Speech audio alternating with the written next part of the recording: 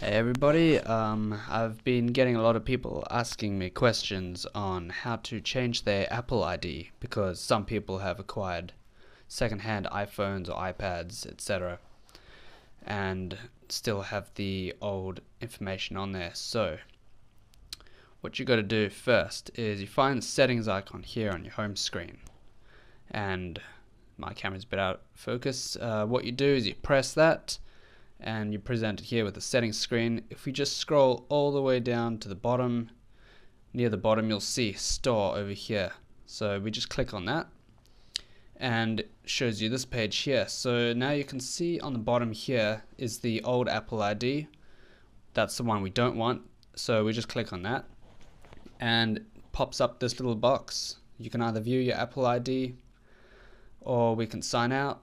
So what we want to do is sign out, so just press that. And already the old iTunes account has been deactivated. So we will sign in and we can either use an existing one if you've already made one or create a new one. So for the purposes of demonstration, we will just create a new one. And we will choose which country we're in. So you could choose the store that you're in. For me, I'm in Australia, so I just click on that. Click on the done button, hide that little box, and click next to go to the next page. Cool, so now we're waiting. And here's the iTunes agreement, so you can go ahead and read that. It's pretty long. You can see as we scroll down, it's 67 pages. I've read all of it. There's nothing in there about a human sent iPad, so should be good to just click agree. This little box will pop up. You click on agree to confirm that you've read it, of course. And now you start entering your details for your new account. So we'll just make some stuff up here. So click on the email box and type in your email address. It can be a Hotmail address, a Gmail address, whatever you want. So I'm using this fake address here. It's the awesome one at Mailinator, which is a free email address thing you can use to help prevent spam. So what you have to do with your password is you have to have at least 8 characters, including a number. You have to have an uppercase letter at least, and 1 lowercase letter at least. Also, you can't use a dictionary word, so you can't use the word password. So if you just press the shift key here, you can enter capital letters. I'm entering the capital T, password capital P. Yep, just typing it. You can't use the word password because that's a dictionary word, so you have to have something more complicated than that. And I just add 1, 2, 3 on the end because you have to have a number in there. So type it in again, same as you did in the first box. The password 123, capital T, capital P. Over here you have to have a security question. This is used in case you forget your password, so you can type in whatever you want, your favorite number, your pet's name, your mother's birth country, whatever you want. For me, I'm just asking myself who is awesome, so yours truly. I'm pretty awesome. I'm sure this video is quite awesome. That'll do nicely. So enter your date of birth. So I'm just choosing anything 1st of January 1990 1991, whatever. Okay, let's keep scrolling down. Do you want to receive emails? This is iTunes store related emails. I don't want those. News, software updates, don't really want to get that. And then we hit next. Okay, so we wait for the next page. Okay, so this is billing information. Unfortunately, you have to have a credit card number, or you can use a coupon or a gift certificate, such as an iTunes gift certificate. You have to just enter in all these details truthfully.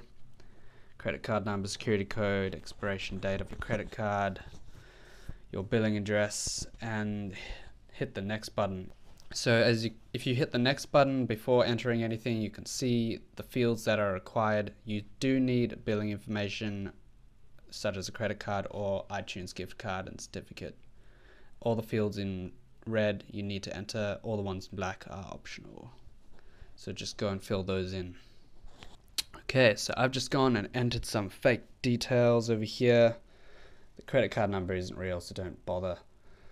Entered that in there, expiration date. You can optionally use an iTunes gift card or certificate as opposed to a credit card. If you have your billing address, you need to have a title, Mr., Mrs., etc.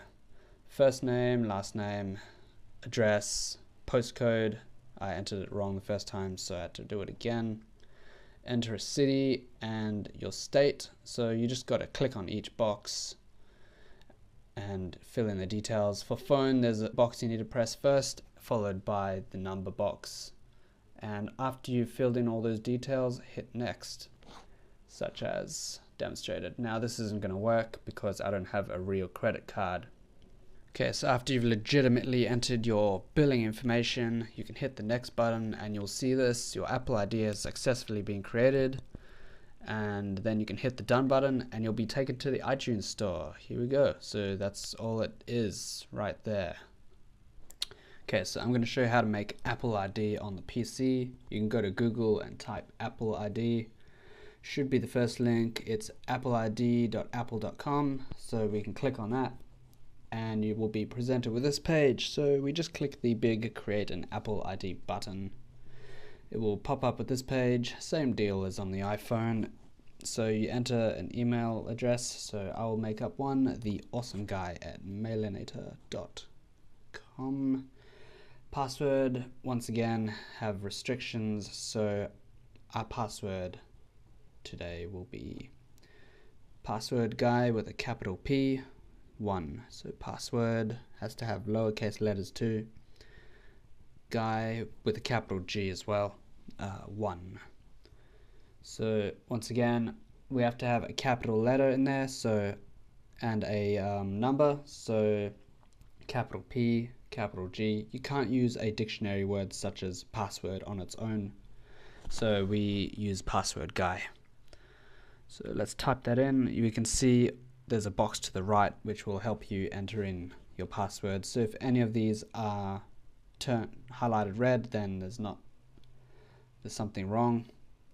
So we just enter password guy 1, capital P, capital G, and a 1 at the end because you need these. So on PC they have some questions already here, but you can still go and write your own question, as you can see on this bottom option. So once again, who is awesome? Yours truly is awesome. Never going to use this account again, so I don't really care. Enter a birth date, so we'll have January the 1st, and the oldest we can be is from 1901, which I don't think is old enough, but you know, whatever. So first name and middle name is optional. Guy, you enter in your address. Once again, any fields that say optional, you don't have to have. So 123 Fake Street in Springfield. Sure, some of you people would know that. Springfield is in Massachusetts, and we'll just make up a zip code. Oh yeah, and at the top, I forgot to mention, you can choose your country. Language you can change, so you can type German if you want. Yeah, as I said, you can change your country. You can type it in the box and then select your choice. Contact preferences, what emails do you want? I don't want any of these emails, so I won't tick any of them. Entering the security code. Letters are not case sensitive, you can see over here. So for instance, I can change this G to a lowercase g, or this D to a lowercase d, and it won't really matter. read the terms and conditions and tick this box, and then we click the Create Apple ID button. And now we have to verify email. So depending on your email address or your setup, you can go into Outlook or you can use your webmail. So we can go Hotmail, or we can go to your Gmail account, or whatever you had as your Apple ID email address. For me, I use Mailinator, so I'll get my emails from here. You'll receive an email from Apple. Subject will be please verify contact email address. So we'll just click on that email, and sorry about that. This is what it should look like. So, dear awesome guy, blah blah blah blah blah, and there's a verify now button. So we click on that to verify our new email address that is associated with our Apple ID, and then we are taken back here. So we have to type in our new Apple ID. So I'll type it in, and a password. So password guy1, capital P, capital G1, verify address. And now the email address has been verified and our new Apple account has been created. So if you've made an account on PC, you can click on sign in after you've signed out and press the use existing Apple ID button. So what you'll be doing is you'll be entering your email and password for the Apple ID you created on your PC. So I'll just go into that now. So I have to awesomeness.